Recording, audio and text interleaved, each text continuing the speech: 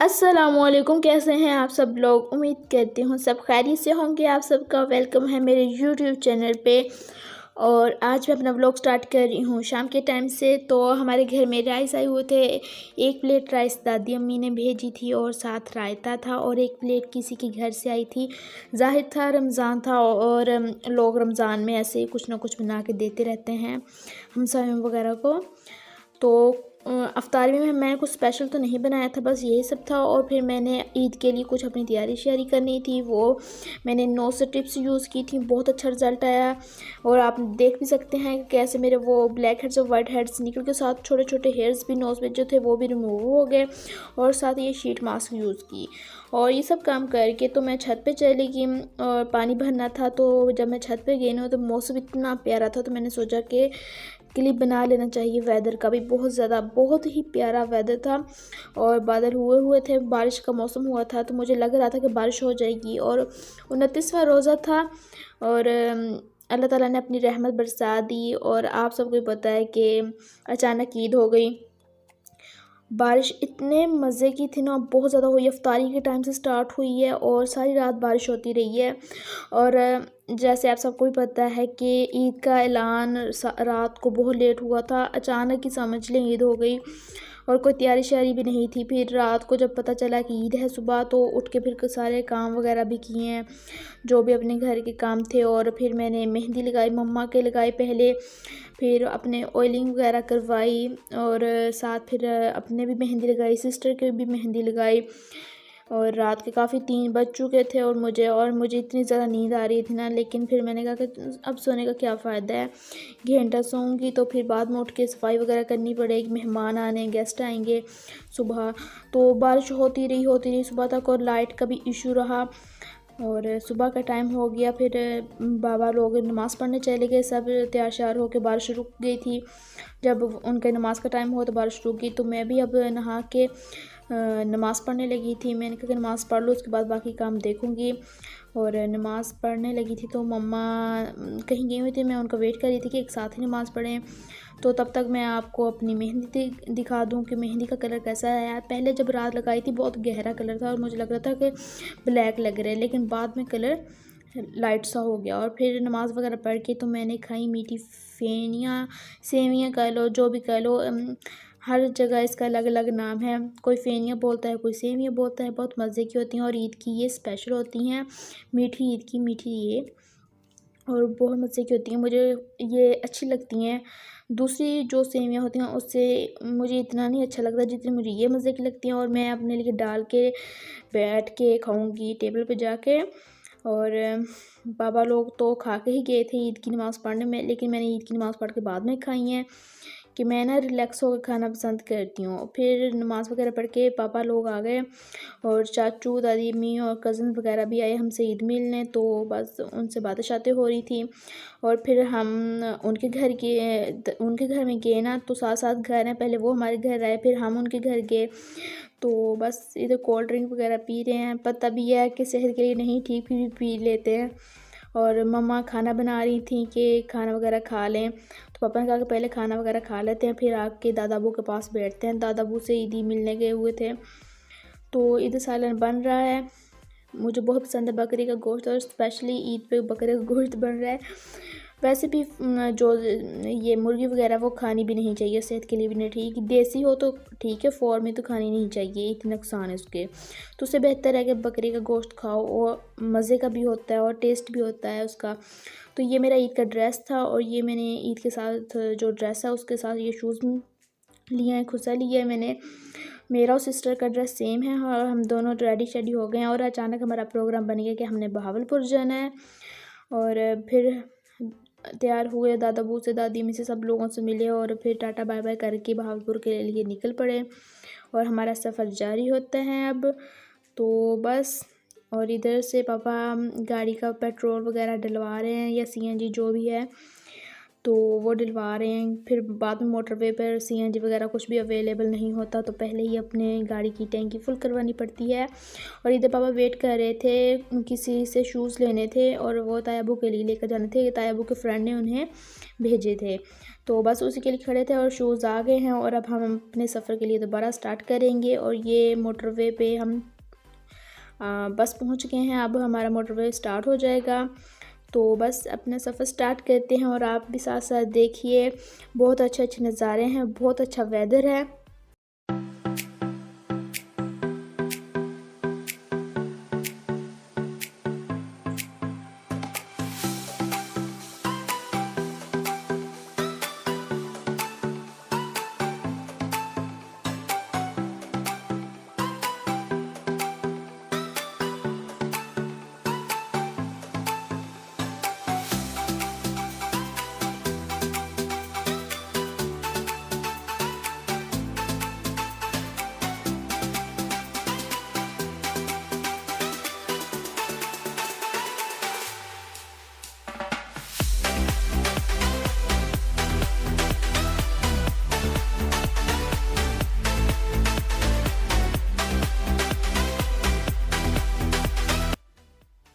Time आप देख सकते हैं क्या टाइम हो चुका है, और हमें निकले हुए घंटा तो हो ही चुका है।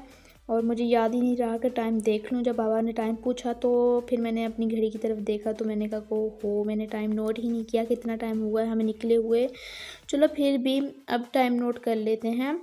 तो बस ऐसे ही वेदर बहुत अच्छा था, बारिश हुई हुई थी और कई कई जगह पे धूप निकली हुई थी और कहीं पे बादल हुए हुए थे, या फिर बारिश का मौसम हुआ था कि बारिश होने वाली है।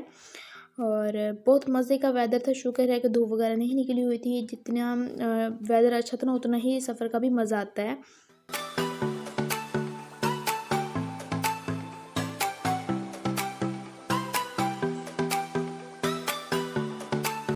और ये कुछ कनाल्स वगैरह आ रही थी, शायद पुल बागर था इसका नेम, और उसके साथ काफ़ी कनाल्स हैं। और इधर लोगों ने बहुत ज़्यादा फ़िशिंग की हुई है, इतने ज़्यादा फ़िश फॉर्म्स इधर बने हुए हैं। तो मैंने कहा कि चलो लाइव अपनी आंखों से देखते हैं कि कैसे फ़िश फॉर्म्स होते हैं।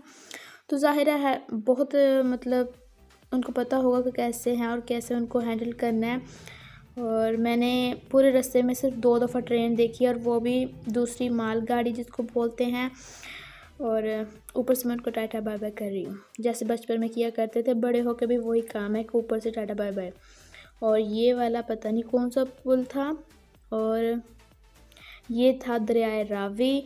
और मैंने बोला, पापा कह रहे कि ये देखो दरियाए रावी, और मैं बोल रही हूँ इतना खुश्क दरियाए रावी, इसमें तो पानी नहीं है मतलब दरिया है लेकिन उसमें पानी नहीं है। और वो वक्त के साथ ही आता है। और भी काफ़ी कनाल्स थी, बहुत ज़्यादा कनाल्स आती हैं रास्ते में और काफ़ी देखने को मिलता है, लेकिन मुझे पानी से बहुत ज़्यादा डर लगता है।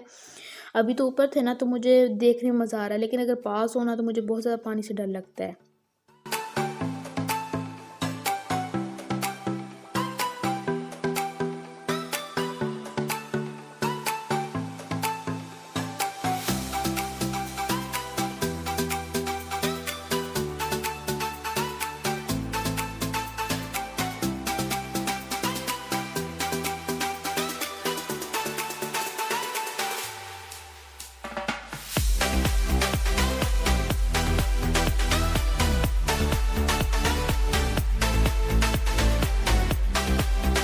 तो मोटरवे इधर हुई ख़त्म, खानेवाल मोटरवे से हम उतर गए थे।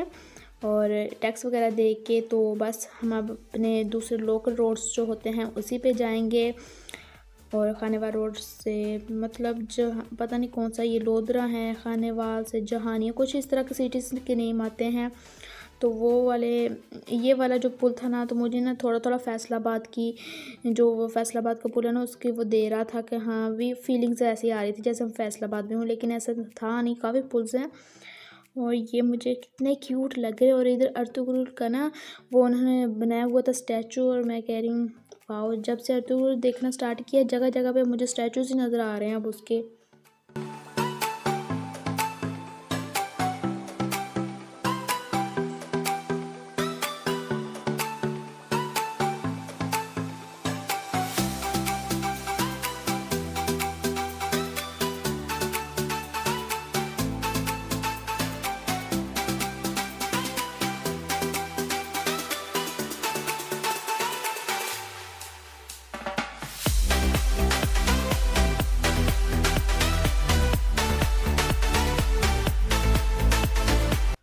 और तकरीबन हम बहावलपुर के पास पहुंच चुके हैं। और इधर आके पापा हमेशा पेट्रोल जब पहुंचते हैं तब डलवाते हैं और जब यहाँ से जाना होता है तब भी डलवाते हैं। और फिर हमारा थोड़ा सा सफ़र बाकी पीछे रह गया था। लोधरा के करीब थे हम और बस जल्दी ही बहावलपुर पहुंचने वाले थे। साथ ही बहावलपुर है और साथ ही लोधरा है, तो ज़्यादा डिस्टेंस नहीं है, ज़्यादा दोनों सिटीज़ में साथ साथ ही हैं। तो बस 10-15 मिनट में पहुंच जाएंगे हम उधर।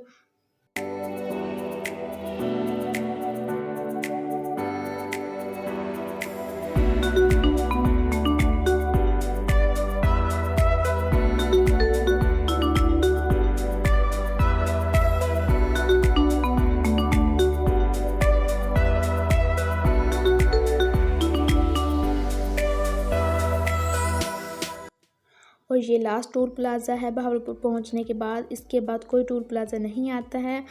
और अब टाटा बाय बोलेंगे। और अब आ गया है दरिया सतलुज।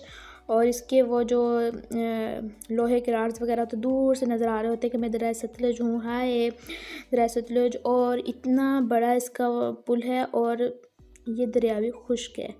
मतलब मैंने जितने भी दरिया देखे हैं, 2 रास्ते में आए हैं, दोनों ही खुश्क हैं। दरिया में पानी कहाँ गया, पानी कहाँ गया। वैसे तो कहते रहते पानी आ गया पानी आ गया, और जब देखो पानी होते ही नहीं है।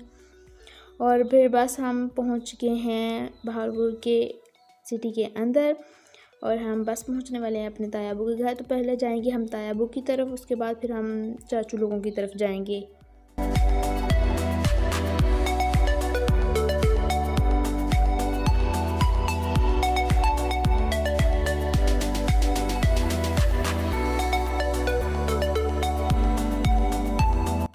और ये है बहावलपुर का चिड़ियाघर, जिसे मैंने आज तक नहीं देखा, क्योंकि जब भी हम जाते हैं लॉकडाउन हो जाता है। पहले हम छोटे थे तो इतना हमें कोई इंटरेस्ट था नहीं। जब से बड़े हुए 2 साल से मैं लॉकडाउन ही देख रही हूँ। जब भी जाते हैं लॉकडाउन होता है या फिर कोई ना कोई वजह हो जाती है। और ये भी कुछ थी हुकूमत की जो भी थी ज़मीनें वगैरह। और मुझे एक बात है कि बहावलपुर में बहुत ज़्यादा पानी वाली टैंकीज़ हैं, जबकि हमारे सिटी में कोई भी ऐसी टैंकी वगैरह नहीं है। तो जब भी मैं बहावलपुर जाती हूँ ना, तो ये वाली फीलिंग बहुत आती है कि इधर टैंकी बहुत ज़्यादा जगह जगह पे देखो ना तो पानी वाली टैंकी हैं। और ये कोई यूनिवर्सिटी थी। और साथ एक किला भी है, उसका नेम मुझे याद नहीं आ रहा, पता नहीं उसका रानी किला था क्या था नेम, उसका किले का नेम तो नहीं मुझे पता। लेकिन बज़ाहिर बाहर से देख सकते हैं, क्योंकि ज़्यादा लेकर अंदर जा सकते हैं, वैसे नहीं जा सकते। और ये कुछ अंग्रेज़ दौरों की वो तोपें वगैरह होती हैं जो उन्होंने इस्तेमाल की थी। और ये वो किला है जिसकी मैं बात कर रही हूँ। और ये किला हमने जस्ट बाहर से देखा है, क्योंकि अंदर जाने के लिए परमिशन की ज़रूरत होती है और लॉकडाउन की वजह से अंदर जा भी नहीं सकते हैं। और अल्लाह पाक जल्दी जल्दी कोरोना को ख़त्म करे ताकि सब हालात बेहतर हों और हम विज़िट कर सकें इन एरियाज़ का भी। और बहुत अच्छा और बहुत ही क्लीन बहावलपुर है ये। और है टेक्निकल कॉलेज, और मतलब इतनी ज़्यादा उधर यूनिवर्सिटीज़ और कॉलेजेस हैं, अगर पढ़ना चाहे ना तो 100% उस सिटी में रह के बंदा पढ़ सकता है। और हम पहुंच गए हैं तायाबू के घर। तो बस हम इधर थोड़ी देर बैठेंगे और ये टाइम हो चुका है, हमें पहुँचे हुए फेस वॉश वगैरह करके मैं आके बैठ गई हूँ। और अब मैं आपको टाइम दिखा रही हूँ कि हम इतने बजे पहुँचे हैं। तो उन्होंने हमारे आने से पहले ही सब तैयारी शारी करके रखी हुई थी कि हमें भूख लगी होगी, लेकिन हमें वो कोई भूख नहीं लगी हुई थी, क्योंकि घर से खाना खा के गए हुए थे और ज़्यादा कोई भूख थी नहीं। फिर भी थोड़ी बहुत हमने थोड़ा थोड़ा खाया है कि रिफ़्रेशमेंट बस, और उससे ज़्यादा कुछ नहीं। सब बहुत मज़े का था, बहुत टेस्टी था। और फिर हम आ गए चाचू की तरफ, मतलब जो हाँ जहाँ मतलब हमारा जो है घर। तो उन्होंने पूछा कि खाना वगैरह, तो हमने कहा कि हमें बिल्कुल भूख नहीं है, क्योंकि हम पहले खा गए हुए थे घर से, दूसरा फिर हमें उधर से मिल गया।